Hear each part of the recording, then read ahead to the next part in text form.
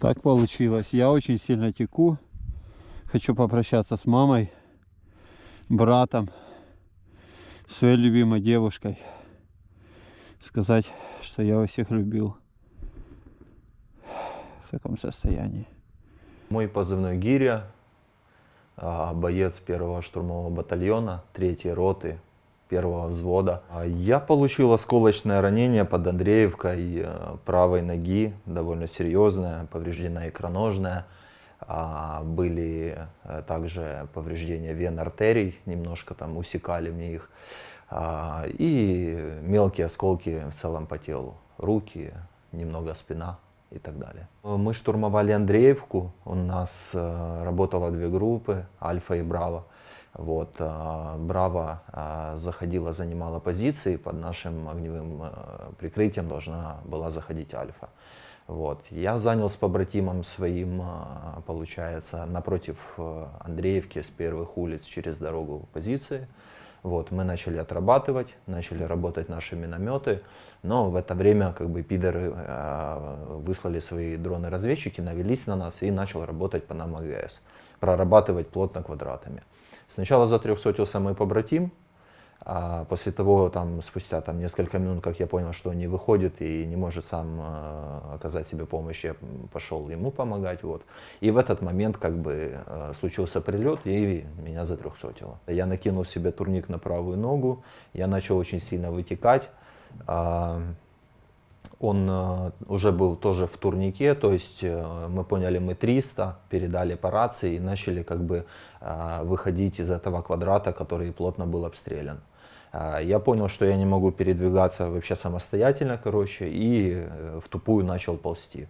Он меня подтягивал, прыгнул в яму, и там случился самый неприятный момент, когда его задвухсотило. Прямо на моих глазах, получается, за него упал, я не понял, или ВОК, или может что-то из мелкого калибра мин. Вот, он просто выплюнул, кровь и просто тупо осел в яме. Вторичка мне прилетела в лицо, посекло, я на тот момент не понял что, но у меня начало жестко заливать полностью все. Кровь из носа пошла. Начали очень болеть раны, я реально тупо чувствовал в ноге только боль и все. Я думал, я сейчас на самом деле просто вытеку и медленно отойду. Потому что осознание было просто нулевым. Как-то так. И я думаю, запишу-ка на всякий случай мотивацию такую какую-то, как последние, может, слова это зайдет, не знаю. Не расстраивайтесь, не грустите, живите жизнь. Я воевал за вас, всех люблю. Слава Украине! Не расстраивайтесь. Живите так, как вам того хочется. Для брата. Думай головой своей. Расти, развивайся, ты красавчик. Кто меня поддерживал, был со мной рядом. Спасибо. Вы хорошие люди. Каждый по-своему. Для детей, для своих детей. Я вас любил, люблю. Будьте умничками, слушайтесь мало. Умираю по чуть-чуть, вытекаю. Тяжело. Но держусь. Держитесь и вы, все. Кого я знал и с кем я был. Для побратимов, с которыми я воевал. Воюйте, воюйте аккуратно. Слава Украине. Победа за нами. И, в целом все.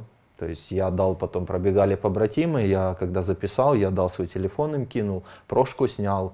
Вот, и в целом там продолжал валяться, пока меня следующая группа, которая ротировалась, не начали оттягивать еще дальше, до танка. Морально, мыслей немного было, была такая какая-то прямая одна линия, то, что я сосредоточился на том, что я скажу сейчас пару слов и все. Для себя я попрощался уже. В моем случае нашли группу из 4 человек, это тоже были смежники, которые, получается, нас ротировали на этих позициях. Они подошли, у них были плотные носилки правильные, которые просто не порвались бы. Они меня туда кинули, завязали, и подъехал наш ИВАК.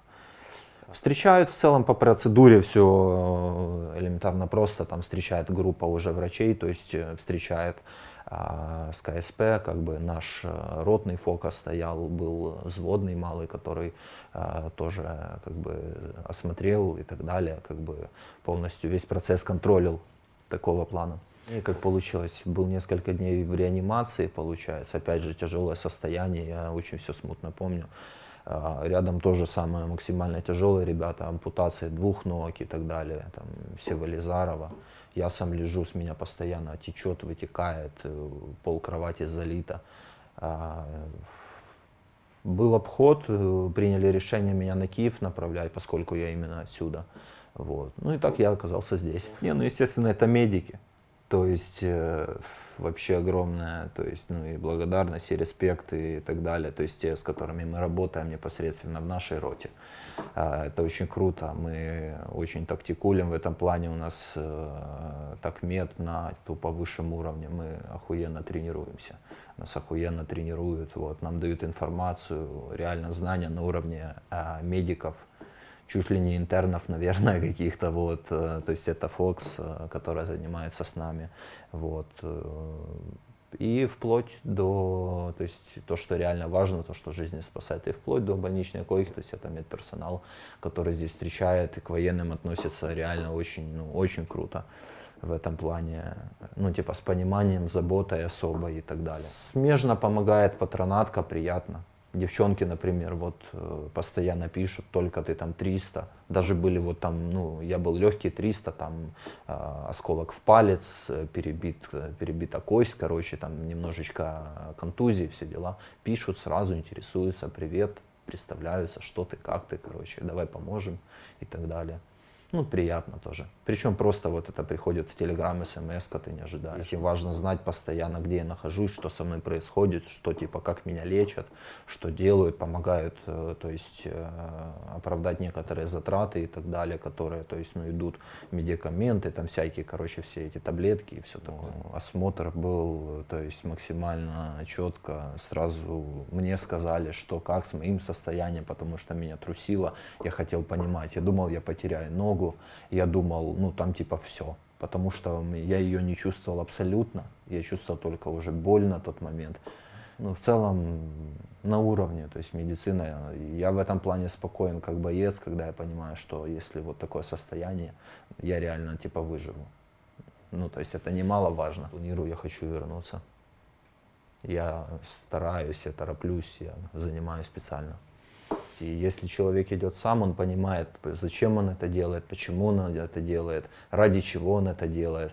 То есть доброволец — это тот человек, который это делает из своих внутренних побуждений, из своих внутренних желаний, и, то есть из своей личности, как-то так. Каждый должен выполнять свою функцию, каждый находится на своем месте, то есть военный должен воевать. Остальные люди должны решать вопросы, я считаю, согласно своим должностям и так далее. Будь мы где-то там в Раде, еще где-то в каких-то управленческих и так далее сферах, мы бы занимались именно тем. Поэтому военный должен ебашить пидоров, тем более в нашем случае. Надо его отталкивать, надо иметь яйца, нужно иметь желание, как бы, воевать за свою страну. И те, которые попадают просто к нам, они попадают в максимально четкие условия, там, где они получат очень хорошую подготовку, тактическую, огневую, там, где они получат знания, там, где они получат опыт. И да, мог бы пожелать в этом случае, в принципе, только, наверное, мотивации, удачи. Немногого, потому что, ну, на самом деле все это приходит постепенно с опытом и так далее. Они приходят в коллектив, который является взводом, который является ротой. Это семья, когда ты понимаешь, что ты уверен в побратиме, который рядом с тобой прикроет, если пидор будет, блядь, ебашить, который тебя, блядь, вытащит, который накинет тебе турник. Ты трешься об него весь на такмеде, крутишься, вертишься там всем, чем только можно, как бы полностью бандажируешь, тампонируешь, раздеваешь, одеваешь. То есть это, ну, это сильно. Это реально сильно. Были такие операции, там, где у нас реально минимальное количество 300-х, и то они легкие. Кто-то там, ну, чуть-чуть тяжелее, кто-то осколок словил, кто-то еще что-то, кто-то кого-то наконтузило, но в целом, типа, все живы. Нажмурили пидоров, задачу выполнили, уже в рацию просто командование хвалит и ротирует нас, отходишь, да, это тупо кайф.